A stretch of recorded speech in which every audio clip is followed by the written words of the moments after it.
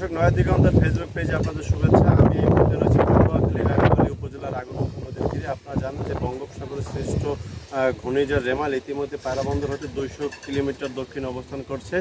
আপনার বন্দর এলাকায় কিন্তু বন্দর এলাকায় আবহাওয়া অধিদপ্তর 10 রেখেছে। আপনারা জানেন যে সকাল থেকে ঘুরে ঘুরে বৃষ্টি এবং মাঝারি ধরনের বৃষ্টি থাকলে বৃষ্টি নেই, তবে বৃষ্টি না থাকলেও দমকা বাতাস কিন্তু এই উপকূলীয় এলাকায় রয়েছে। আপনাকে একটি বিষয় জানিয়ে রাখি যে সকাল থেকে জোয়ারের পানি উঠেছে, এখন কিন্তু এই নদীতে ভাটা চলছে কিন্তু ভাটার পানি কিন্তু নামেনি, পানি কিন্তু এখনও রয়েছে। আপনি জানেন যে কলাপাড়া এবং রাঙ্গামালী এলাকা কিন্তু দুর্যোগ কবলিত এলাকা। ঝড় জলোচ্ছ্বাসের সময় কিন্তু এলাকার বন্যা নিয়ন্ত্রণ বেড়িবাঁধের বাইরে যে সকল মানুষ থাকে তারা কিন্তু প্লাবিত হয়, ঝুঁকির মধ্যে থাকে। তবে এই আজকে জোয়ারের পানির করে কিন্তু রাঙ্গামালীর 2টি ইউনিয়ন প্লাবিত হয়েছে। বিশেষ করে চালিতাবনী ইউনিয়নটি বেশি প্লাবিত হয়েছে এবং চরমন্তাজের 2টি গ্রাম কিন্তু ক্ষতিগ্রস্ত হয়েছে।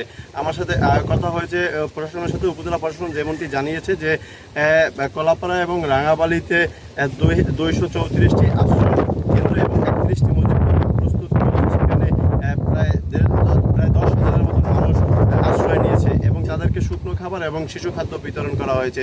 কিন্তু এই এলাকার মানুষরা যেমনটি বলে থাকেন যে ঝড় জলোচ্ছ্বাসের সময় তাদেরকে ত্রাণ দেওয়া হয়, কিন্তু তাদের দীর্ঘদিনের দাবি, তারা ত্রাণ চায় না, তারা টেকসই বেড়িবাঁধ চায়। এই বেড়িবাঁধের দাবি নিয়ে কিন্তু তারা নানান সময় দাবি তুলেছে, কিন্তু পানি উন্নয়ন সেই প্রত্যেক বছরে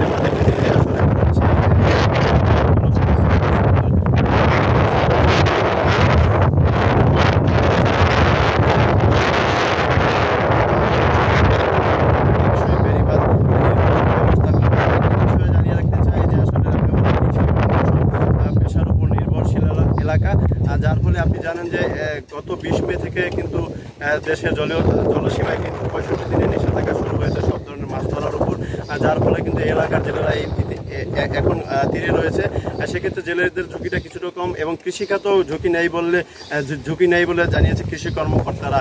আপনাকে আরেকটি বিষয় জানিয়ে রাখতে চাই যে আসলে এই জোয়ারের পানির করে কিন্তু উপকূলীয় এলাকার যে নিম্ন অঞ্চলের যে মৎস্য ঘেরগুলো রয়েছে সেই ঘেরগুলো কিন্তু প্লাবিত